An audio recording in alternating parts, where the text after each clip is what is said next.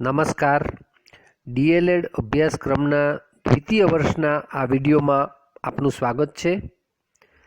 આજે આપણે આ વિડીયોમાં કોર્સ 4 પદ્ધતિશાસ્ત્ર અને વિષયવસ્તુ ગણિત ધોરણ 6 થી 8 એ કોર્સ અંતર્ગત એકમ 1 ગાણિતિક તર્ક એ ચેપ્ટરની વાત કરવાના છીએ.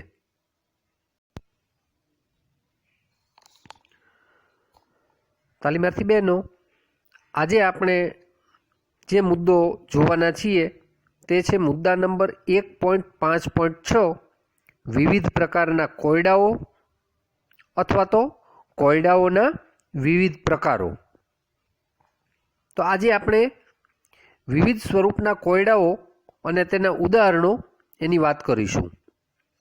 તાલીમાર્થી બહેનો, સામાન્ય રીતે પ્રાથમિક કક્ષાએ ગણિતના વિષયવસ્તુ સંબંધિત કોયડાઓ કે જેમાં સરવાળા હોય, બાદબાકી, ગુણાકાર, ભાગાકાર, ભૂમિતિ હોય, માપન હોય, બીજગણિતના એકમ સંબંધિત કોયડાઓ હોય.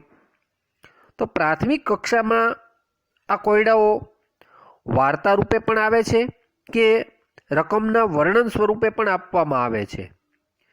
જ્યારે ઉચ્ચ પ્રાથમિક શાળામાં વિષયવસ્તુ આધારિત તેમજ વ્યવહારુ કોયડાઓ છે એ ઉકેલવાના હોય છે. તો પહેલું ઉદાહરણ જોઈએ. શર્મિન એક ટેબલ રૂપિયા 1250 ખરીદે છે. 20% નફો લઈ વેચવા માટે તે ટેબલની વેચાણ કિંમત કેટલી રાખવી જોઈએ? તાલીમાર્થી બહેનો, આ વ્યવહારુ પ્રકારનો કોયડો છે. તો ચાલો તેનો ઉકેલ કેવી રીતે મેળવાય તેની માહિતી મેળવીએ. સૌથી પહેલાં જે બાબતો આપેલી છે તેને આપણે નોંધીએ.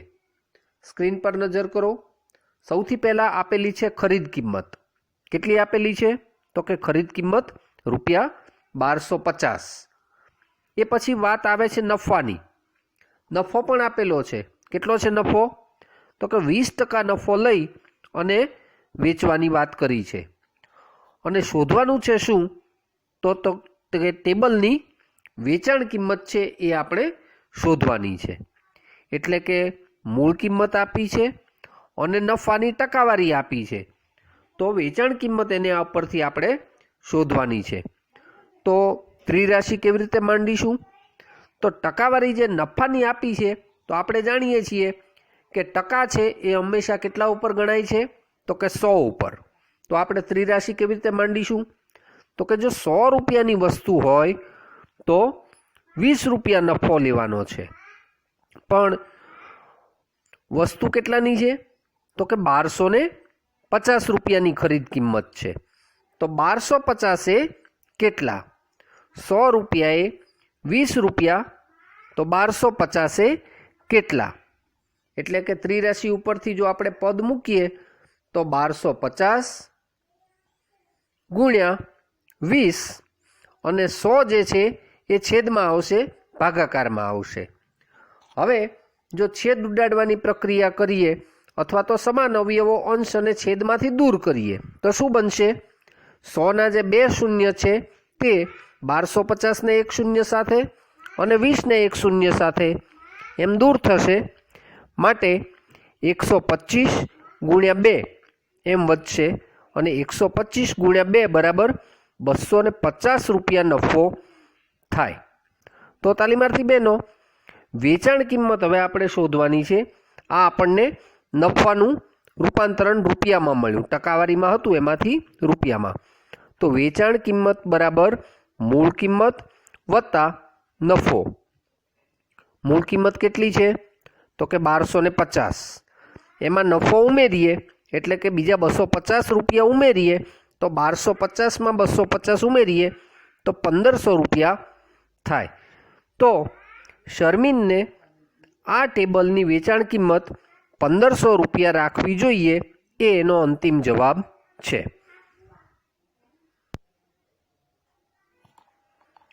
બીજું એક ઉદાહરણ જોઈએ. માતાની હાલની ઉંમર પુત્રીની હાલની ઉંમર કરતાં 3 ગણી છે. 5 વર્ષ અગાઉ માતાની ઉંમર પુત્રીની ઉંમર કરતાં 4 ગણી હતી, તો માતા અને પુત્રીની હાલની ઉંમર શોધો. તો ચાલો એનું સોલ્યુશન મેળવીએ. અહીંયા આપણે પુત્રીની હાલની ઉંમર છે એને પહેલાં ધારી લઈએ છીએ.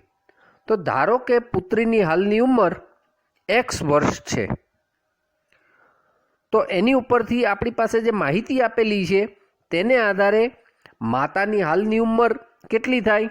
તો કે માતાની હાલની ઉંમર એ પુત્રીની હાલની ઉંમર કરતાં 3 ગણી છે. તો માતાની હાલની ઉંમર પુત્રીની હાલની ઉંમર કરતાં 3 ગણી હોય તો 3x વર્ષ થાય. એટલે કે પુત્રીની હાલની ઉંમર x વર્ષ હોય તો માતાની હાલની ઉંમર 3x વર્ષ થાય. બીજી એક માહિતી આપેલી છે 5 વર્ષ અગાઉની. તો 5 વર્ષ અગાઉ શું પરિસ્થિતિ હતી? તો કે માતાની ઉંમર પુત્રીની ઉંમર કરતાં 4 ગણી હતી. તો એને જુઓ, સમીકરણ સ્વરૂપે આપણે કેવી રીતે દર્શાવી છે? 5 વર્ષ અગાઉ માતાની હાલની ઉંમર, માતાની ઉંમર છે 3x વર્ષ, તો 5 વર્ષ અગાઉ કેટલી હોય? તો કે 3x ઓછા 5. 3x ઓછા 5 વર્ષ એ માતાની 5 વર્ષ અગાઉની ઉંમર હોય. તો એની સામે પુત્રીની ઉંમર કેટલી હતી? તો કે x ઓછા 5, પણ એની કરતાં એ સમયે પુત્રીની ઉંમર છે એ 4 ગણી હતી. તો સમીકરણને સંતુલિત કરવા માટે પુત્રીની જે એ વખતની ઉંમર હોય x ઓછા 5 એને આપણે કેટલા વડે ગુણવા જોઈએ? 4 વડે ગુણવા જોઈએ. તેથી આપણું સમીકરણ શું બન્યું? 3x ઓછા 5 બરાબર 4 કૌંસમાં x ઓછા 5. અહીંયા 3x ઓછા 5 એ માતાની 5 વર્ષ પહેલાંની ઉંમર છે અને x ઓછા 5 એ પુત્રીની 5 વર્ષ પહેલાંની ઉંમર છે. બંનેનું સંતુલન કરવા માટે આપણે પુત્રીની ઉંમરને 5 વર્ષ પહેલાંની જે ઉંમર છે એને 4 વડે ગુણેલી છે. હવે કૌંસને છૂટો પાડીએ તો 3x ઓછા 5 ડાબી બાજુ એમનેમ રાખીએ બરાબર 4 વડે કૌંસની અંદરના પદોનો ગુણાકાર કરીએ તો 4 ગુણ્યા x એટલે 4x ઓછા 4નો 5 સાથે ગુણાકાર કરીએ તો 4 ગુણ્યા 5 બરાબર 20 થાય. તો 4x ઓછા 20. તેથી 20 ઓછા 5, 20 ઓછા 5 એટલે શું થયું? 20 છે એ બરાબરની જમણી બાજુએ છે, એને આપણે બરાબરની ડાબી બાજુએ લઈ આવીએ.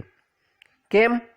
તો માઇનસ છે, -20 છે એ બરાબરની જમણી બાજુએ છે, બરાબરની ડાબી બાજુએ લાવીએ તો કેટલા થાય? +20. પણ પ્લસ આપણે અંકની આ બહાર દર્શાવવાની જરૂર નથી, એટલે 20 અને ઓછા 5. એ જ રીતે જમણી બાજુ જે લઈએ આપણે 4x તો છે જ, અને 3x જે ડાબી બાજુ હતા એને આપણે બરાબરની જમણી બાજુ લઈ જઈએ. જે પ્લસ હતા એ 3x કેવા બનશે? માઇનસ. તાલીમાર્થી બહેનો નજર કરો, અહીંયા શું કર્યું આપણે? x વાળા સજાતીય પદો હતા એને બરાબરની એક તરફ રાખ્યા, અને જે અંકો હતા જેની સાથે x વાળું પદ નહોતું જોડાયેલું એવા સજાતીય પદોને એટલે કે અચલ પદોને આપણે બરાબરની એક તરફ રાખ્યા. ડાબી તરફ આપણે અંકો રાખ્યા અને x વાળા પદોને આપણે બરાબરની જમણી તરફ રાખ્યા છે. હવે 4x અને 3x બંને સજાતીય પદો છે એટલે તેમની વચ્ચે સરવાળો બાદબાકીની પ્રક્રિયા થઈ શકશે. તો 4x માંથી 3x બાદ કરીએ તો કેટલા વધશે? 1x. 1x એટલે કે x. આપણે 1 ન લખીએ તો પણ વાંધો નથી. અને 20 માંથી 5 જાય તો કેટલા વધે? તો કે 20 માંથી 5 જાય તો 15. તેથી x બરાબર 15. x બરાબર 15. હવે x આપણે કોને માટે ધાર્યું છે યાદ કરો? તો કે પુત્રીની હાલની ઉંમર માટે. તેથી પુત્રીની હાલની ઉંમર 15 વર્ષ થાય. હવે પુત્રીની હાલની ઉંમર મળી ગઈ. હવે માતાની હાલની ઉંમર શોધી કાઢીએ. તો કે માતાની હાલની ઉંમર કેટલી હતી? પુત્રીની હાલની ઉંમર કરતાં 3 ગણી. તો પુત્રીની હાલની ઉંમરને 3 વડે ગુણીએ તો માતાની હાલની ઉંમર 3x એટલે કે 15 ગુણ્યા 3 બરાબર 45 વર્ષ થાય. તો આ રીતે માતાની અને પુત્રીની ઉંમર આપણને મળે છે. માતાની ઉંમર છે 45 વર્ષ અને પુત્રીની હાલની ઉંમર છે 15 વર્ષ.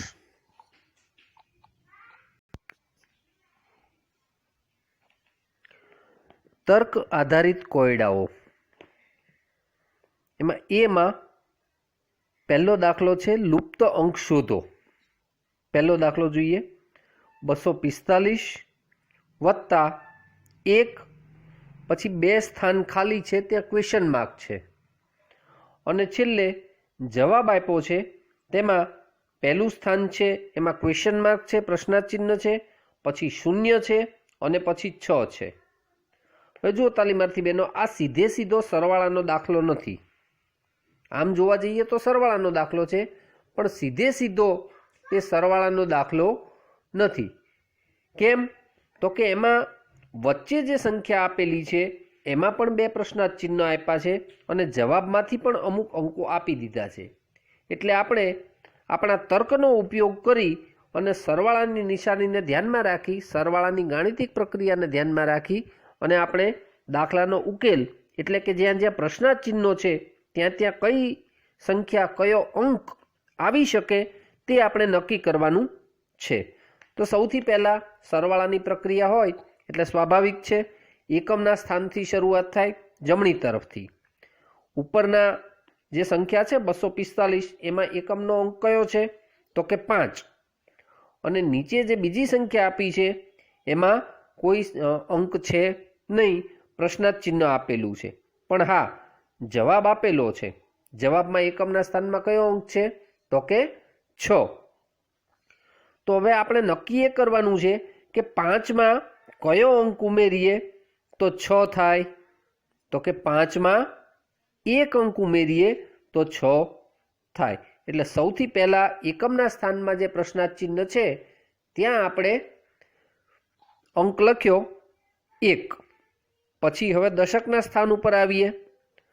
245 ઉપરની સંખ્યા એમાં દશકના સ્થાનમાં છે 4 અને નીચેની સંખ્યા છે એમાં પ્રશ્નાર્થ ચિહ્ન છે.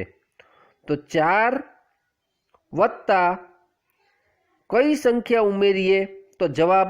હવે જવાબમાં નજર કરો તો જવાબમાં જે દશકના સ્થાનમાં અંક છે એ કયો છે? 0. હવે જુઓ, અંશમાં ઉપર જે રકમ છે 245 એમાં 4 તો છે જ અને જવાબમાં તો 0 આપેલો છે. તો કોઈ સંખ્યા, 2 સંખ્યાનો સરવાળો એ 0 તો હોઈ શકે જ નહીં. 0 સિવાયની સંખ્યા તો 4 છે જ. એનો અર્થ એમ કે 4ની અંદર એવી કોઈક સંખ્યા ઉમેરવાની છે કે જે મોટી છે 9 કરતાં. તો અહીંયા દશકનું શૂન્ય છે એમ આપણે સમજવાનું છે. તો 4માં કેટલા ઉમેરીએ તો દશકનું 0 આવે એવી સંખ્યા બને?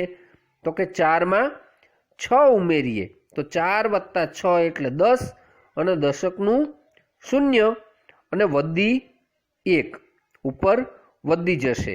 ક્યાં જશે? 100ના સ્થાનમાં 2ની ઉપર એટલે વધી 1. હવે સરળ છે કામ. 2 વત્તા 1 એટલે 3 અને વત્તા 1 વધી ઉમેરીએ એટલે છેલ્લે જવાબમાં જે પ્રશ્નાર્થ ચિહ્ન છે ત્યાં કયો અંક આવશે? 4. તો આ રીતે જે લુપ્ત અંક છે, જે અંક નથી લખાયા, પ્રશ્નાર્થ તરીકે દર્શાવ્યા છે, તેમાં આપણે ખૂટતા અંકો છે એની પૂર્તિ કરી અને સમગ્ર દાખલાનો ઉકેલ મેળવવાનો પ્રયત્ન કરવાનો છે. તો આ રીતે તમારે બાકીના જે 2 દાખલા છે, દાખલો 2 અને દાખલો 3, દાખલો બીજો છે એ ગુણાકારનો છે અને ત્રીજો છે એ બાદબાકીનો દાખલો છે, બંને દાખલા તમારે જાતે ગણવા માટેનો પ્રયત્ન કરવાનો છે. એ તમારે માટે હોમવર્ક. હવે આપણે જઈએ દાખલા નંબર બી ઉપર.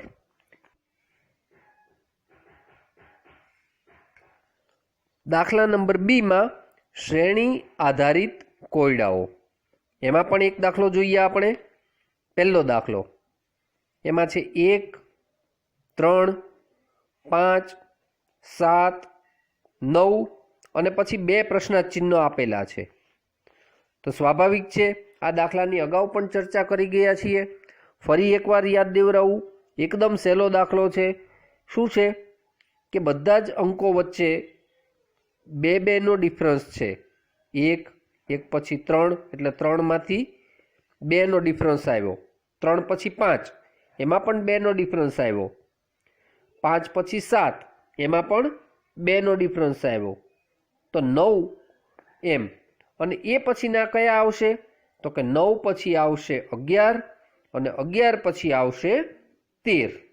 તો આ રીતે આપણે શ્રેણી આધારિત કોયડાઓનો ઉકેલ છે એ ક્રમબદ્ધ રીતે મેળવી શકીશું. એમાં પણ બીજો અને ત્રીજો દાખલો જે છે એની શ્રેણીના દાખલાઓ એ તમને હોમવર્ક માટે આપું છું. હવે જોઈએ દાખલા નંબર સી, જાદુઈ ચોરસ આધારિત કોયડાઓ. એમાં પણ આપણે પહેલો કોયડો લઈશું, પહેલો ચોરસ લઈશું.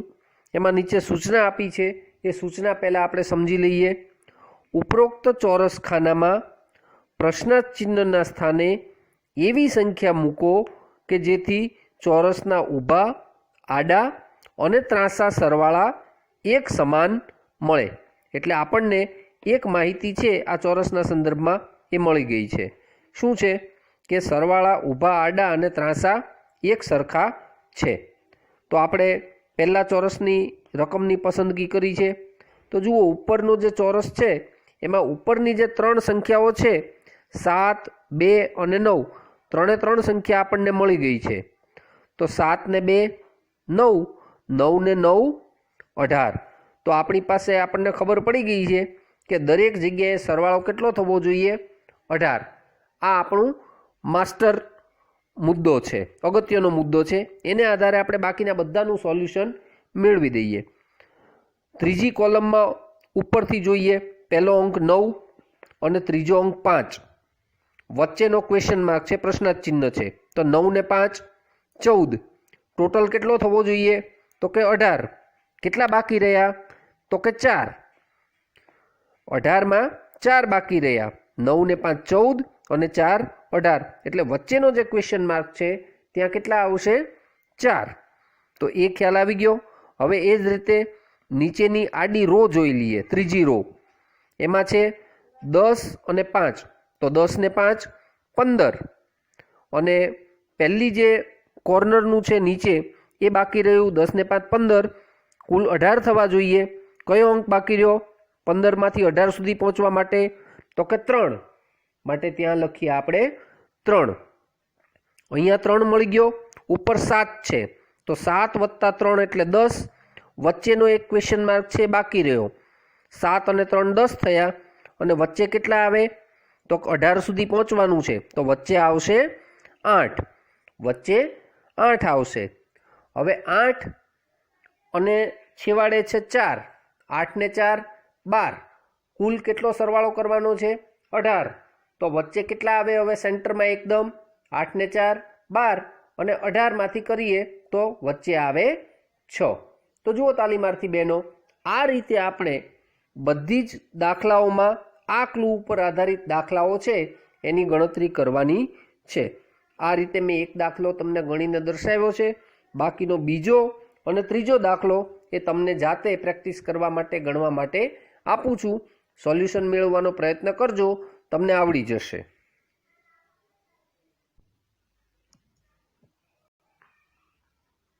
હવે જોઈએ તર્ક આધારિત કોયડાઓમાં કોયડો ડી, આકૃતિઓ આધારિત સમસ્યાઓ અને કોયડાઓ. એમાં 1, 2 અને 3 આપ્યા છે. પહેલો દાખલો અને બીજો દાખલો છે એ લગભગ સરખો છે, પણ બીજા દાખલામાં સંખ્યા થોડી મોટી દેખાય છે, કોયડો થોડો મોટો દેખાય છે. આપણે બીજો દાખલો પસંદ કરીએ છીએ. પહેલો દાખલો તમને એને આધારે કેવી રીતે ગણવાનો છે તે આવડી જશે. તો આપણે પસંદ કરીએ છીએ કોયડા નંબર 2. હવે નજર કરો તમે કોયડા નંબર 2માં. એમાં આકૃતિ આપેલી છે. આકૃતિમાં સૌથી પહેલા આપણે શોધવાનું એ છે કે કેટલા લંબચોરસ છે. કેટલા લંબચોરસ છે. હવે આમ જોવા જઈએ તો 1, 2, 3 અને 4, 4 આડા અને 4 ઊભા. એટલે કુલ જોવા જઈએ તો 16 લંબચોરસ દેખાય છે. પણ ના, તમે વધારે જ્યારે અભ્યાસ કરશો ત્યારે તમને ખ્યાલ આવશે, બીજી વાર વિચાર કરશો ત્યારે, કે આમાં તો 1 કરતાં વધારે એટલે 16 કરતાં પણ વધારે લંબચોરસ છે એ બનાવી શકાય છે. એટલે એ દ્રષ્ટિએ આપણે આ કોયડાને સમજવાનો છે.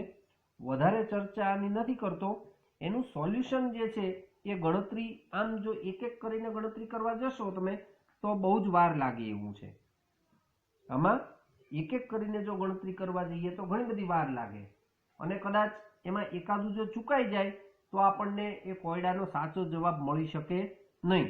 અને બીજી વસ્તુ, જેમ જેમ આવી આકૃતિઓમાં પ્રમાણ મોટું થતું જાય, ખાનાઓની સંખ્યા વધતી જાય, એમ એમ આપણે માટે એની ગણતરી કરવાનું કામ છે એ થોડું અટપટું અને મુશ્કેલ પણ બનતું જાય. એટલા માટે આપણે એનું જે સૂત્ર છે, એની જે ટેકનિક છે એ આપણે જોવાની છે. એ ટેકનિક એવી છે કે સૌથી પહેલાં તો કેટલા ખાના આપેલા છે એ આપણે જોવાનું છે. તો જુઓ, અહીંયા આડા 4 ખાના આપેલા છે, 1, 2, 3 અને 4. એ જ રીતે ઊભા પણ 1, 2, 3 અને 4 ખાના. તો આડા પણ 4 અને ઊભા પણ 4 ખાના આપેલા છે. તો હવે એની ટેકનિક જુઓ, આ એનું સોલ્યુશન કેવી રીતે મેળવાય એ જોવાનું છે. સૌથી પહેલાં લેવાનો છે 4નો વર્ગ. કેમ 4નો વર્ગ? તો કે 4 ખાનાઓ આપેલા છે માટે. તો કે 4નો વર્ગ એટલે કે 4નો વર્ગ બરાબર આપણને ખબર છે કેટલા થાય? 16. એની પછી લેવાનો છે 3નો વર્ગ. 3નો વર્ગ બરાબર કેટલા થશે? તો કે 9. એની પછી લેવાનો છે 2નો વર્ગ. 2નો વર્ગ કેટલો થાય? 4. અને એની પછી લેવાનો છે 1નો વર્ગ. 1નો વર્ગ કેટલો થશે? 1. તો આ રીતે આપણને 4નો વર્ગ, 3નો વર્ગ, 2નો વર્ગ અને 1નો વર્ગ, એટલે કે જેટલા સંખ્યામાં ખાના આપેલા હોય ત્યારથી શરૂ કરી અને 1 સુધી પાછા આપણે આવવાનું છે. હવે તમને ટેકનિક ખ્યાલ આવી ગઈ હશે કે જેટલા ખાના આપેલા હોય ત્યારથી શરૂ કરી અને એનીથી પછી એક એક ઘટાડતા જઈ અને છેલ્લે ક્યાં સુધી આવવાનું છે? 1 સુધી આપણે પાછા આવવાનું છે. હવે વર્ગનો સરવાળો તો આપણને આવડે જ છે, કરતા જઈએ આપણે. 16 + 9 + 4 વત્તા 1.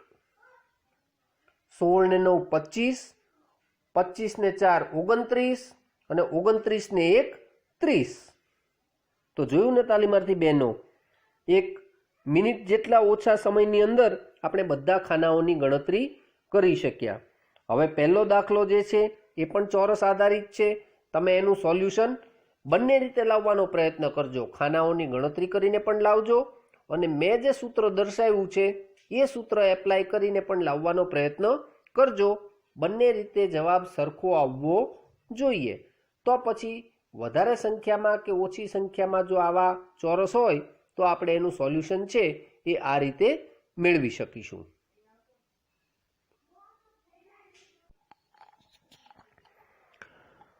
હવે જોઈએ કોયડા ડીમાં આકૃતિ આધારિત જે કોયડાઓ છે એમાં ત્રીજો કોયડો જે થોડો જુદા પ્રકારનો છે, ત્રિકોણવાળો.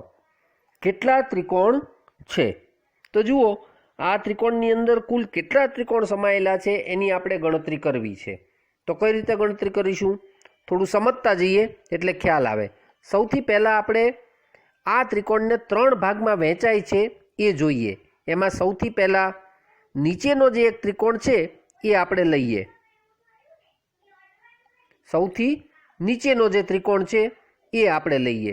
જુઓ, ઉપરથી જે રેખા આવે છે તેને કારણે 3 રેખા વિભાગ પડે છે.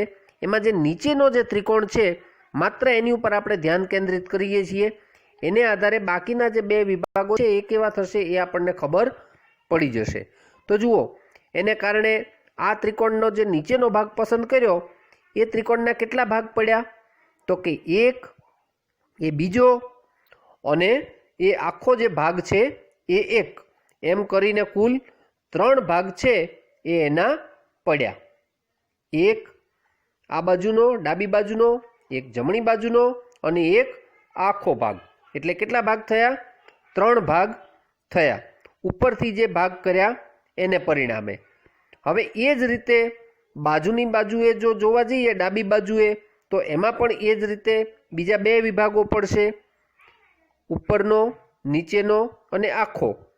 એ જ રીતે જમણી બાજુએ જોવા જઈએ તો પણ એના બીજા 3 વિભાગો પડશે. તો આ રીતે ડાબી બાજુ, જમણી બાજુ અને નીચે એમ 3 વિભાગો પડી ગયા. તો આ એક રીત થઈ. જુઓ હવે બીજો પ્રકાર જોઈએ. હવે ઉપરથી જે એક રેખા આવે છે ઉપરના ખૂણામાંથી, એ રેખા સીધી સામેની બાજુના લંબ ઉપર આવે છે. સામેની બાજુનો જે રેખાખંડ છે એને લંબ તરીકે આવે છે. તો ત્યાં એ રેખા આવે એને કારણે જે આખો ત્રિકોણ છે મોટો, એના મુખ્ય 2 ભાગ પડે છે. એટલે એના કેટલા ભાગ પડ્યા? 2 ભાગ પડ્યા. એ જ રીતે જો જોવા જઈએ તો બીજો જે ખૂણો છે એમાંથી એની સામેની બાજુએ પણ બીજા 2 ભાગ પડે, અને એ જ રીતે ત્રીજો જે ખૂણો છે એમાં પણ એની સામેની બાજુએથી કેટલા ભાગ પડે? 2 ભાગ. તો આ રીતે આપણે કુલ 3 + 3 + 3 એટલે કે 9,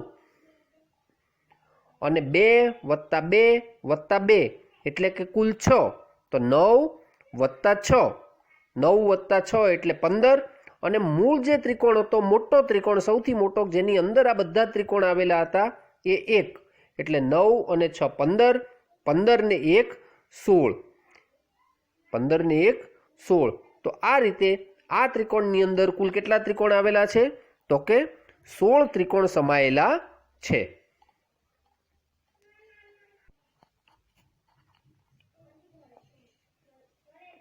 દાખલો ચોથો. અહીંયા આકૃતિઓ આપેલી છે અને 3 આકૃતિઓ આપેલી છે, પહેલી, બીજી, ત્રીજી અને ચોથી આકૃતિમાં ખાલી જગ્યા રાખી છે અને પ્રશ્નાર્થ ચિહ્ન મૂક્યું છે. અને નીચે સૂચના આપેલી છે કે પ્રશ્નાર્થ ચિહ્નની જગ્યાએ કેવી આકૃતિ આવશે. હવે આપણે આ 3 આકૃતિઓની પેટર્નનો વિચાર કરી લઈએ એટલે ખબર પડી જશે. જુઓ, ત્રણેયની અંદર લંબચોરસ તો છે જ, એટલે આપણે એક વાત તો નક્કી છે કે જે જવાબ આવશે એ લંબચોરસ આકૃતિમાં આવશે. એટલે આ વાત એક નક્કી. પછી બીજી વાત, અંદર 2 પ્રકારની આકૃતિઓ છે, એક ગોળ છે અને બીજું ચોરસ છે. સૌથી પહેલાં આપણે ગોળ ઉપર ફોકસ કરીએ. તો પહેલી આકૃતિમાં ગોળ ક્યાં છે? તો કે જમણા હાથ ઉપર નીચેના ખૂણામાં ત્યાં છે. પછી બીજી આકૃતિમાં ગોળ ક્યાં છે? તો કે ડાબા હાથ તરફ પણ નીચેના ખૂણામાં. જુઓ, પ્રશ્નમાં સહેજ ભૂલ છે, એ સહેજ ઉપર દોરેલી છે, ખરેખર એકદમ કોર્નરમાં દોરેલું હોવું જોઈએ.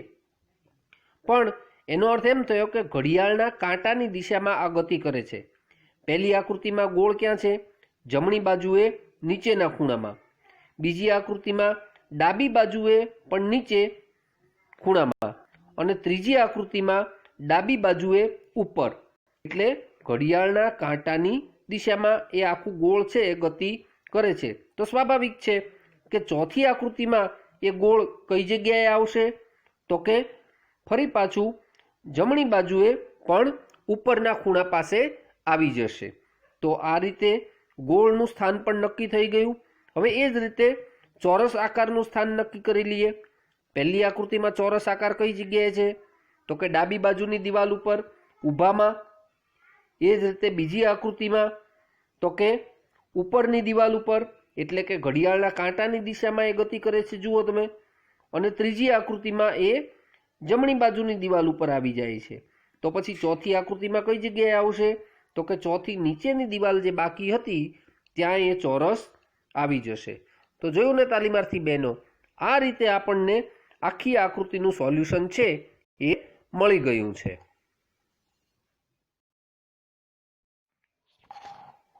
તાલીમાર્થી બહેનો, હવે જોઈએ પ્રશ્ન નંબર ઈ, સર્જનાત્મક ચિંતન આધારિત કોયડા.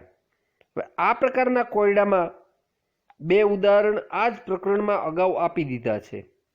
અન્ય ઉદાહરણો છે એ હવે પછી આપણે નીચે જોવાના છીએ. તેમાં સૌથી પહેલું છે, પેન ઉપાડ્યા સિવાય નીચેની આકૃતિ દોરો. તમે સ્ક્રીન ઉપર નજર કરો, નીચે એક આકૃતિ આપેલી છે અને હવે આપણે એનું સોલ્યુશન શોધવા માટે જઈએ છીએ.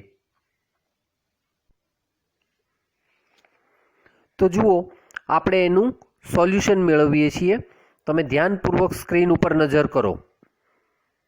સૌથી પહેલાં આપણે કેવી રીતે આકૃતિ દોરી?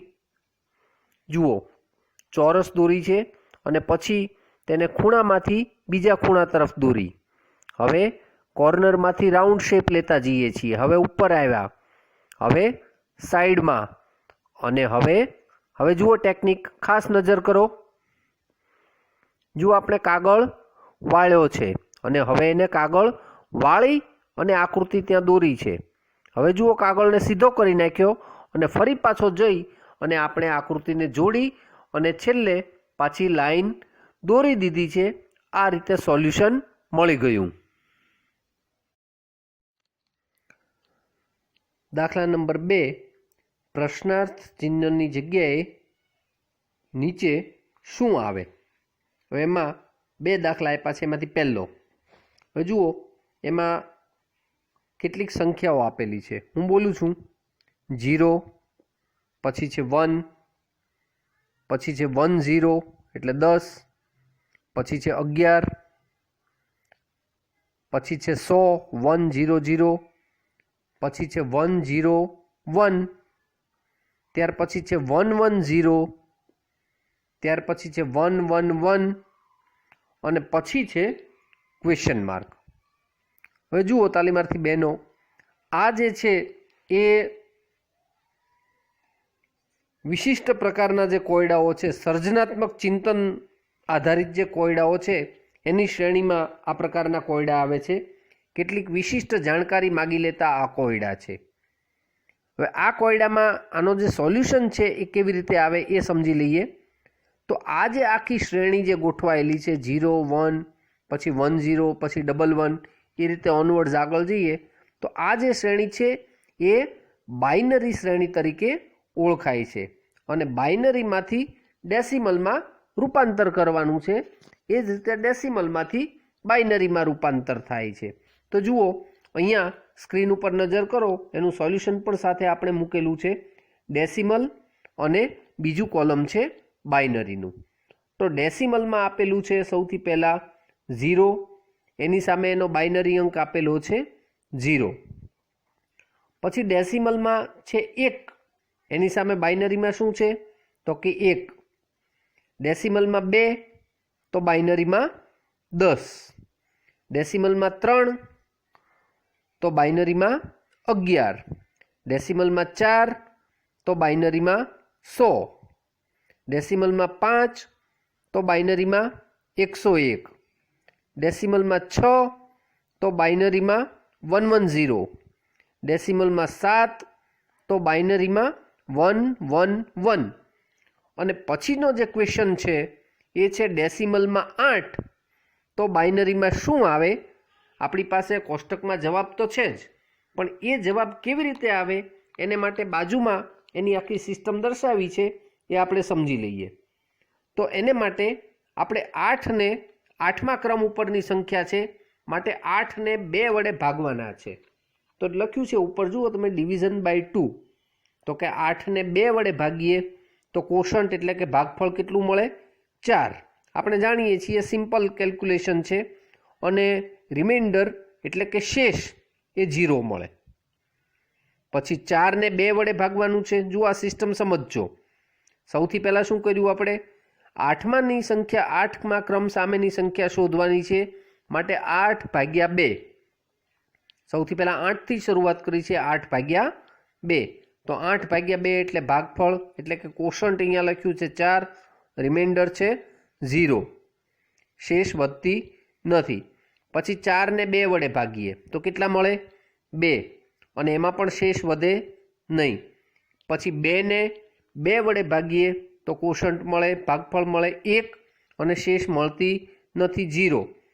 અને ત્યાર પછી જે 1 છે એને આપણે 2 વડે ભાગવાનો પ્રયત્ન કરીએ તો ભાગી શકાતું નથી, એટલે ભાગફળ 0 અને 1નું 1. એ રીતે આખી જે પ્રોસેસ છે એ આ રીતની છે, એ તમારે સમજવાની છે. અને છેલ્લે જે જવાબ લખીએ છીએ એ આપણે નીચેથી ઉપરની તરફ લખીએ છીએ, એટલે કે 1 0 0 0. તમે જોઈ શકશો પહેલા કોષ્ટકમાં 8મા અંકની સામે શું જવાબ છે? 1 0 0 0. જે આપણો ક્વેશ્ચન માર્ક છે દાખલાનો 10111 પછીનો જે ક્વેશ્ચન માર્ક છે એમાં આપણો જવાબ શું આવશે? તો કે 1 0 0 0. આ રીતનો આપણો બાઇનરી અને ડેસિમલમાં રૂપાંતર કરવાનો જે દાખલો છે એ આ પ્રકારનો છે. હવે બીજો દાખલો જોઈએ નીચેનો. સંખ્યાઓ જે આપેલી છે તે હું વાંચું છું, સાંભળો તમે.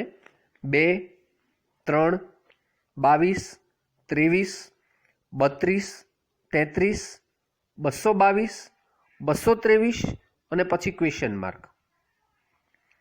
હવે બધી જ સંખ્યાઓ ઉપર એકવાર ફરીવાર નજર કરો તો એક કોમન બાબત દેખાશે. કઈ કોમન બાબત છે? કોમન બાબત એટલે કે સામાન્ય બાબત એ છે કે તમામે તમામ જે સંખ્યાઓ છે એ માત્ર 2 અને 3થી બનેલી છે. તમામે તમામ સંખ્યાઓ એ 2 અને 3 બે જ અંકોના ઉપયોગથી બનેલી છે. એટલે આપણો જવાબ પણ કેવો હશે? 2 અને 3 અંકોના ઉપયોગથી જ બનેલો હશે. હવે એની પેટર્ન વિચારીએ, સિરીઝની શ્રેણીની પેટર્ન વિચારીએ કેવી રીતે છે. સૌથી પહેલી સંખ્યા જુઓ, 2, 2 થી મોટી 3, એટલે 2 અને 3થી બનતી એક એક અંકની સંખ્યા આવી ગઈ. હવે 2 અંકની સંખ્યાની વાત આવી તો 2 અંકની સંખ્યામાં સૌથી નાની 2 અને 3થી બનતી કઈ આવે? તો કે સૌથી પહેલી આવે 22, 22. 22ની પછી મોટી કઈ આવે 2 અને 3થી બનતી? તો કે 23. હવે 2 અને 3નો ઉપયોગ કરીને ફરી પછી 2 અંકની સંખ્યા કઈ બને 23થી મોટી? તો કે 23થી મોટી 32. 32થી પાછી મોટી 2 અને 3નો ઉપયોગ કરેલી માત્ર? તો કે 33. તો કે પછી બની શકે? તો કે ના, 2 અંકની સંખ્યાઓ પછી બની શકે નહીં. તો હવે 3 અંકની સંખ્યાઓ, પણ માત્ર શરત એટલી કે 2 અને 3નો જ ઉપયોગ થવો જોઈએ, એ સિવાયના અંકોનો ઉપયોગ કરવાનો નથી. તો સૌથી નાની સંખ્યા કઈ બની 3 અંકની? તો કે 222. ત્યાર પછી તો કે 223. અને છેલ્લો જે ક્વેશ્ચન માર્ક છે એ આવશે, કઈ આવશે છેલ્લી સંખ્યા? તો કે 232. 2 3 2. એટલે ક્વેશ્ચન માર્કની જગ્યાએ આપણો જવાબ કયો આવ્યો? તો કે 232.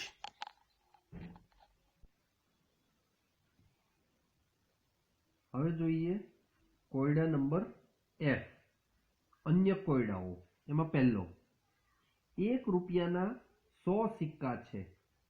આ સિક્કાઓને 7 થેલીમાં એવી રીતે પેક કરો જેથી 1 થી 100 પૈકીની કોઈ પણ રકમ માટે માત્ર થેલી જ આપવાની રહે. દરેક થેલીમાં કેટલા સિક્કા મૂકશો? આ એક પ્રશ્ન, આ એક કોયડો આપણી પાસે છે. તો આપણે જુદી જુદી થેલી અને તેમાં કેટલા સિક્કા મૂકીએ તો શું થાય એ જોતા જઈએ. સૌથી પહેલા આપણે પહેલી થેલીમાં મૂકશું 1, પછી બીજી થેલીમાં 2, ત્રીજી થેલીમાં 4, ચોથી થેલીમાં 8, પાંચમી થેલીમાં 16, છઠ્ઠી થેલીમાં 32. હવે જુઓ, એટલે સુધી તો આપણે મૂકી દીધા. હવે આનો ટોટલ કરતા જઈએ. 1 + 2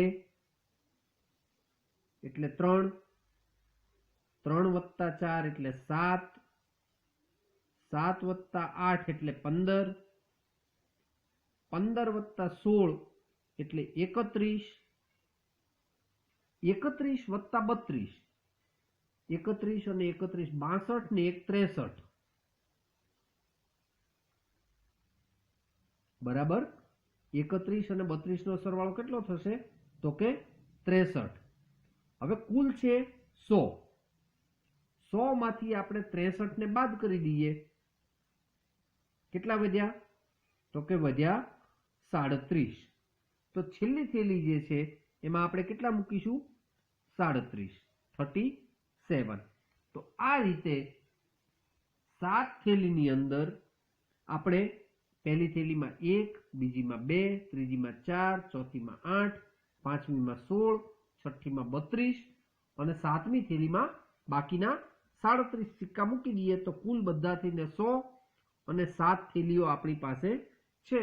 એ દરેકની અંદર આ 100 સિક્કા છે એ આપણે વર્ગીકરણ કરી શકીએ અને તમે ચકાસી શકશો કે 1 થી 100 પૈકીની કોઈ પણ સંખ્યા એ માત્ર થેલી આપી અને આપણે જાણી શકીશું કે માત્ર થેલી જ આપવાની રહેશે, અંદરથી થેલી ખોલી અને સિક્કા છૂટા પાડવાના રહેશે નહીં.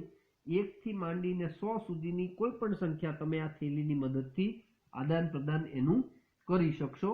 તો આ એનું સોલ્યુશન હતું, આ એનો જવાબ હતો. હવે જોઈએ દાખલા નંબર 2. 9 દિવાસળીની મદદથી 5 ત્રિકોણ બનાવો.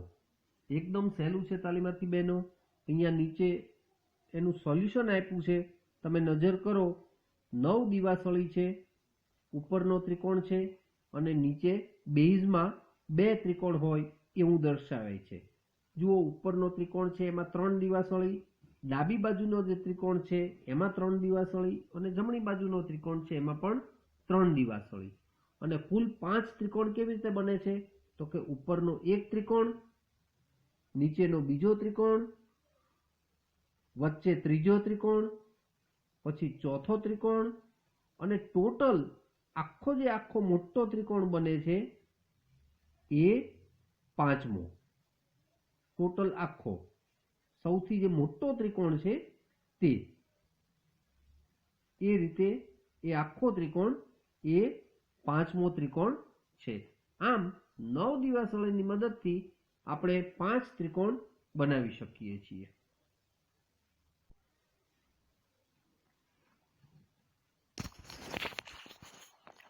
હવે જોઈએ ત્રીજો દાખલો. 0 થી 9 સુધીના અંકોનો ઉપયોગ કરી નીચેનો કોયડો ઉકેલો. હવે જુઓ, અહીંયા 0 થી 9 સુધીના અંકોનો આપણે ઉપયોગ કરવાનો છે. કોયડા ઉપર નજર કરીએ. કોષ્ટક 3x3 નું આપેલું છે. પહેલા છે 1, પછી છે 2, પછી છે 3, પછી છે 4, પછી 5 અને પછી છે 6 અને નીચે છે 27, 38 અને ક્વેશ્ચન માર્ક. હવે જુઓ તાલીમાર્થી બહેનો, અહીંયા આપણે રકમ ઉપર નજર કરીશું તો ખ્યાલ આવશે કે સૌથી પહેલી જે સૂચના આપી છે એમાં જ એનો કંઈક ઉકેલ છે એ છુપાયેલો છે. શું છે? તો કે 0 થી 9 સુધીના અંકોનો આપણે ઉપયોગ કરવાનો છે. હવે અહીંયા પહેલી 2 રો ઉપર નજર કરો. પહેલી રોમાં શું છે? 1, 2 અને 3. જ્યારે બીજી રોમાં શું છે? 4, 5 અને 6. બરાબર છે? તો હવે કયા અંકો ખૂટ્યા એને આપણે જો એની અંદર એડ કરી દઈએ કાલ્પનિક રીતે તો આપણને એનો ઉકેલ બહુ સહેલાઈથી મળી જશે. એટલે ત્રીજી રો જે છે એને આપણે 7, 8 અને 9 એમ આપણે ઉમેરી દઈએ છીએ. હવે જુઓ, પહેલી રોમાં 7, 8 અને 9 જો ત્રીજી રોમાં ઉમેર્યા તો હવે એની મદદથી આપણે છેલ્લી રોનું સોલ્યુશન છે એ લાવી દઈએ. પહેલી જે કોલમ છે એની ઉપર નજર કરો. 7, 1, 4 અને 7 છે. તો એમાં આપણે 7 ગુણ્યા 4 બરાબર 28 અને 28 માંથી 1 બાદ કરીએ તો બને 27. એટલે નીચેનો જે જવાબ મળ્યો એ આપણને મળી ગયો. એ જ પેટર્નથી આપણે બીજા માટે ટ્રાય કરીએ. બીજા સ્તંભમાં શું બનશે? 8 ગુણ્યા 5 એટલે 40 અને 40માંથી 2 બાદ કરીએ તો બનશે 38। તો આ રીતે બીજું મળી ગયું। અને એ જ રીતે ત્રીજું શું કરીએ, 9 ગુણ્યા 6 એટલે 54 અને 54માંથી 3 બાદ કરીએ, 54માંથી 3 બાદ કરીએ તો શું મળે છે, 51। તો આપણો જવાબ કયો આવ્યો, 51। એ આપણો પ્રશ્નાર્થ ચિહ્નની જગ્યાએ જે આંક આવે છે એ આપણો જવાબ બન્યો। આપણો જવાબ બન્યો 51। ચાલો હવે ચોથો દાખલો જોઈએ। ચોથો દાખલો છે પ્રશ્નાર્થ ચિહ્નની જગ્યાએ કઈ સંખ્યા આવશે। હવે જુઓ, એમાં ઉપર લખી છે 5, 32 અને 6 અને આ બાજુ છે વચ્ચે ક્વેશ્ચન માર્ક, પછી 44 અને પછી 7। તો પહેલું જે ઊભી સંખ્યા છે એકદમ સહેલો પઝલ છે આ 5, 32 અને 6 એમની વચ્ચેનો સંબંધ કાંઈક આપણે ગાણિતિક સંબંધ શોધવો હોય તો કેવી રીતે શોધી શકીએ, તો કે 5 ગુણ્યા 6 બરાબર 30, 30 ને 2 32 એમ આપણને વચ્ચેની સંખ્યા મળે છે। એ જ રીતે સાઈડમાં જો આપણે ક્વેશ્ચન માર્ક 44 અને 7 છે તો એનું સોલ્યુશન મેળવવું હોય તો શું કરીએ, તો કે 7ને એવી કઈ સંખ્યા સાથે ગુણીએ કે એમાં 2 ઉમેરીએ તો 44 મળે, તો કે 7 ગુણ્યા 6 કરીએ તો 7 ગુણ્યા 6 એટલે 42 થાય અને 42માં જો 2 ઉમેરીએ તો 44 થાય। એટલે ક્વેશ્ચન માર્કમાં કઈ સંખ્યા આવશે, આપણે 6।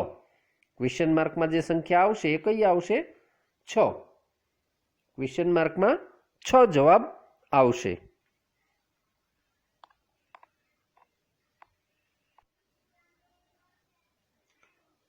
હવે એની પછીનો દાખલો જોઈએ, દાખલા નંબર 5। પ્રશ્નાર્થ ચિહ્નની જગ્યાએ કઈ સંખ્યા આવશે। તો જુઓ, અહીંયા 5 અને 8 એમની વચ્ચે છે 40, પછી વચ્ચે 30 ડાબી બાજુએ અને જમણી બાજુએ છે 24 અને નીચે છે 6, પછી ક્વેશ્ચન માર્ક છે અને પછી છે 3। આ રીતની આખી સંખ્યા છે એ આપણને ગોઠવી અને આપી છે। હવે આપણે પ્રશ્નાર્થ ચિહ્ન નીચેની બાજુએ આપેલો છે એટલે પ્રશ્નાર્થ ચિહ્નમાં કઈ સંખ્યા આવશે એ આપણે શોધી કાઢવાની છે। હવે તાલીમાર્થી બહેનો, અહીંયા આપણે જે સંખ્યાઓ આપી છે એમાં આજુબાજુની કે પાસની સંખ્યાઓ જોવાની છે કે એમની વચ્ચે કોઈક પ્રકારનો સંબંધ છે કે જેને કારણે એ 3 સંખ્યાઓ ક્યાંક જોડાયેલી છે। સૌથી પહેલાં ઉપરની 3 સંખ્યાઓ ઉપર નજર કરીએ, 5, 40 અને 8। તો તરત ખ્યાલ આવશે કે આસપાસની જે 2 સંખ્યાઓ છે 5 અને 8 એ બંનેનો ગુણાકાર કરીએ તો આપણને વચ્ચેની અંદરની સંખ્યા છે એ મળી જાય છે। તો 5 ગુણ્યા 8 એટલે 40, તો અંદર કેટલા છે, 40। આ સોલ્યુશન મળી ગયું। એ જ સિસ્ટમ આપણે જો બીજી બધી જગ્યાએ લાગુ પાડવા જઈએ તો શું થાય છે, ચેક કરી લઈએ। ઉપર છે 8 અને નીચે છે 3, તો 8 અને 3નો ગુણાકાર કરીએ તો વચ્ચેના જે ચોરસ છે એમાં આવી જાય છે 24। એ જ રીતે ડાબી બાજુ 5 ગુણ્યા 6, તો 5 અને 6નો ગુણાકાર કેટલો આવે છે, 30। તો એ બધું જ સોલ્યુશન મળી જાય છે। તો એ બધા મુદ્દાઓને આપણે આમાં લાગુ પાડીએ નીચે 6 ગુણ્યા 3, તો આજુબાજુની સંખ્યા 6 અને 3 છે, બંનેનો ગુણાકાર કેટલો થાય, 6 ગુણ્યા 3 બરાબર, તો વચ્ચે જવાબ આવશે 18। તો 18 છે એ ક્વેશ્ચન માર્કની જગ્યાએ જે જવાબ આવે છે એ આપણો ફાઇનલ જવાબ થાય।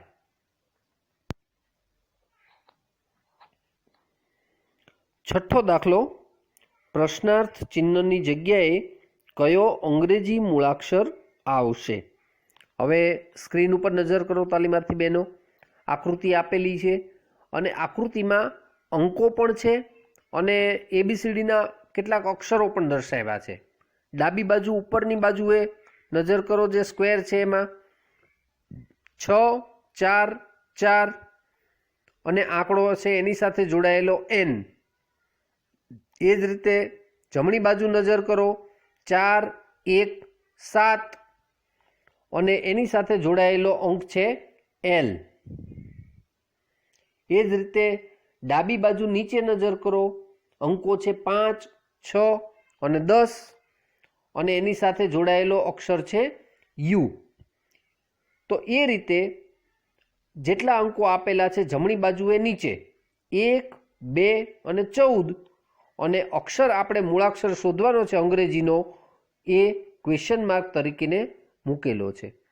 હવે તાલીમાર્થી બહેનો આ જે આંકડા આપેલા છે એ આંકડા અને એની સાથે જોડાયેલો અક્ષર એ બધા વચ્ચે કોઈ ચોક્કસ સંબંધ છે, એ સંબંધ આપણે શોધી કાઢીએ તો આપણને આપણા પ્રશ્નોનો જવાબ છે એ તરત મળી જાય. શરૂઆતમાં ડાબી બાજુએ ઉપરની બાજુએ જે આંકડા છે ત્યાંથી શરૂઆત કરીએ આપણે. આંકડા છે 4, 6 અને 4. તો 4, 6 અને 4નો સરવાળો કરી જોઈએ. 4 અને 6 10, 10 ને 4 14. કેટલા આવ્યા સરવાળામાં? 14. તો અંગ્રેજી એબીસીડીનો જે 14મો અક્ષર છે એ એન છે. આપણે ગણતરી કરી જોઈએ. A, B, C, D, E, F, G 7 અક્ષરો થયા. ત્યાર પછી H, I, J, K, L, M અને N કેટલા થયા? 14. તો આપેલી સંખ્યાઓનો સરવાળો પણ 14 અને જે અક્ષર છે એબીસીડીનો એ પણ કેટલામો? 14મો અક્ષર. એ જ રીતે હવે જમણી તરફ ખસીએ, 3 આંકડાઓ જોઈએ, 4, 1 અને 7. 4 ને 1 5, 5 ને 7 12, 5 ને 7 12. તો એબીસીડીનો 12મો અક્ષર કયો થાય છે એ ચેક કરી લઈએ સાથે. A, B, C, D, E, F અને G 7 Akshar. H, I, J, K અને L 7 ને 5 12. એ રીતે L છે એ કેટલામો અક્ષર થયો એબીસીડીનો? 12મો અક્ષર. હવે એ જ રીતે નીચે જોઈએ ડાબી બાજુ, 5 + 6 11, 11 ને 10 21. તો ચાલો ચેક કરી જોઈએ આપણે કે 21મો અક્ષર યુ છે કે નહીં. શરૂઆત કરીએ એ થી. A, B, C, D, E, F, G 7. H, I, J, K, L, M, N 14. O, P, Q, R, S, T અને U 21. કેટલામો અક્ષર આવ્યો? 21. તો આ રીતે આ 3ના સોલ્યુશન મળી ગયા. તો હવે એ જ રીતે ચોથાનું સોલ્યુશન જમણી બાજુએ નીચે જે ક્વેશ્ચન માર્ક છે ત્યાં 1 + 2 એટલે 3, 3 + 14, 14 અને 3 17. તો હવે એબીસીડીનો 17મો અક્ષર કયો છે એ આપણે શોધવાનું છે. તો શરૂઆત કરીએ એ થી.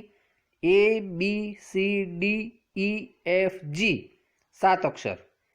H, I, J, K, L, M, N 14 અક્ષર. પછી O 15, P 16 અને Q 17. તો આપણો જવાબ કયો થયો? Q. તો Q એ આપણો જવાબ થયો. તો તાલીમાર્થી બહેનો, આજના આ વિડીયોમાં આપણે વિવિધ પ્રકારના કોયડાઓ એટલે કે કોયડાઓના વિવિધ પ્રકારો અને તેના ઉદાહરણો અને તેનું સોલ્યુશન કેવી રીતે મેળવાય છે એ સોલ્યુશન અને તેની રીત એ આપણે જોઈ. એમાં સૌથી પહેલાં જોઈએ આપણે વ્યવહારિક કોયડા. એમાં ખરીદ કે વેચાણ અને માતાની ઉંમર અને પુત્રીની ઉંમર આ બધા જે જાણીતા કોયડાઓના પ્રકાર છે એવા વ્યવહારુ કોયડાઓ, રકમવાળા કોયડાઓ આપણે જોયા. ત્યાર પછી જે બીજો વિભાગ જોયો એ તર્ક આધારિત કોયડાઓ, જેમાં જુદી જુદી ગાણિતિક ક્રિયાઓ, સરવાળો હોય, બાદબાકી હોય, એ બધી ગાણિતિક ક્રિયાઓમાં કોઈ ખૂટતા અંકો હોય તો એ કેવી રીતે શોધી શકાય એ વિશેની માહિતી આપતા કોયડા વિશે પણ આપણે જાણકારી મેળવી. એ તર્ક આધારિત કોયડાઓમાં બીજા શ્રેણી આધારિત કોયડાઓ જે હતા તેની પણ આપણે વાત કરી કે જુદી જુદી શ્રેણી હોય તો શ્રેણીમાં અગાઉ અંકો આપેલા હોય તો એની પછી કયા અંકો આવશે એનું અનુમાન કરી, એનો તર્ક કરી, એનો ઉકેલ કેવી રીતે મેળવાય તેની વિશે વાત કરી. ત્યાર પછી આપણે જે જોયા એ હતા જાદુઈ ચોરસ આધારિત કોયડાઓ કે જેમાં ચોરસના ઊભા, આડા અને ત્રાંસા સરવાળા એક સરખા હોય તો એમાં વચ્ચેના ખાનામાં જે ખૂટતા અંકો હોય એ કેવી રીતે શોધી શકાય તેની ઉપર આધારિત દાખલા પણ આપણે જોયા. ત્યાર પછી આકૃતિઓ આધારિત સમસ્યાઓ કે કોયડાઓની વાત કરી જેમાં ચોરસની આકૃતિ પણ હતી અને ત્રિકોણની આકૃતિ પણ હતી. તો એમાં ચોરસની આકૃતિનું સોલ્યુશન પણ મેળવ્યું આપણે અને ત્રિકોણ હોય તો કેટલા ત્રિકોણ છે એની ગણતરી પણ આપણે એમાં કરી. ત્યારબાદ જુદી જુદી પ્રશ્ન ચિહ્નવાળી જગ્યાએ કેવી આકૃતિ આવશે એ પ્રકારના કોયડાઓની પણ આપણે ચર્ચા કરી જેમાં અહીંયા ઘડિયાળના કાંટાની દિશામાં અંદરની જે ડિઝાઇન છે, અંદરની જે પેટર્ન છે એ ફરતી જાય તો ચોથા નંબરની આકૃતિ કેવી આવશે એની વિશેની માહિતી આપણે મેળવી. પછી બીજા એક ખૂબ અગત્યના કોયડાઓ જેને આપણે ઓળખીએ છીએ એવા સર્જનાત્મક ચિંતન આધારિત કોયડાઓ. એમાં આપણે પેન ઉપાડ્યા સિવાય આકૃતિ દોરવાના કે પછી પ્રશ્નાર્થ ચિહ્નની જગ્યાએ શું આવે, બાઇનરી ડેસિમલ ઉપર આધારિત વાત હતી તે, અથવા તો અંકો રિપીટ થતા હોય તો કઈ રીતે કોયડાઓ મેળવી શકાય એની ખૂબ જ વિશદ છણાવટ કરી અને આપણે કોયડાઓનું સોલ્યુશન મેળવ્યું. આ ઉપરાંત કેટલાક અન્ય પ્રકારના કોયડાઓ પણ જોયા જેમાં પેલી 1 રૂપિયાના 100 સિક્કાવાળું જે સોલ્યુશન હતું તે, દિવાસળીની મદદથી જુદા જુદા ત્રિકોણ બનાવવાની વાત કરી અને 0 થી 9 સુધીના અંકોનો ઉપયોગ કરી અને કોયડા બનાવવાના પ્રશ્નો પણ આપણે ઉકેલ્યા. આ ઉપરાંત પ્રશ્નાર્થ ચિહ્નની જગ્યાએ કઈ સંખ્યા આવશે તે પણ તર્ક આધારિત જે કોયડા હતા તેની આપણે વાત કરી જેમાં પ્રશ્નાર્થ ચિહ્નની જગ્યાએ જુદી જુદી સંખ્યા કઈ રીતે આવી શકે તેની વાત કરી.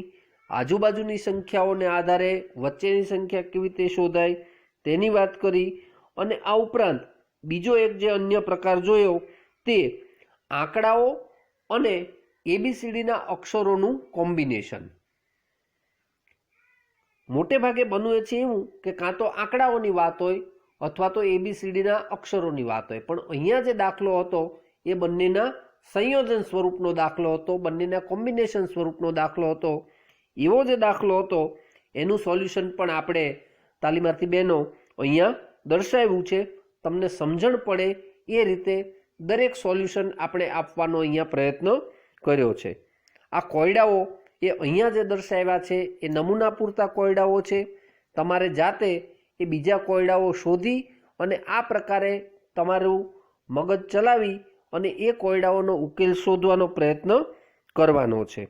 તો આ વિડીયોમાં આજે આપણે આ બધા જ પ્રકારના ઘણા બધા પ્રકારના જે કોયડાઓ છે એનું સોલ્યુશન લાવ્યા છીએ. હવે પછીના વિડીયોમાં આપણે બીજી કેટલીક માહિતીઓની પણ ચર્ચા કરીશું.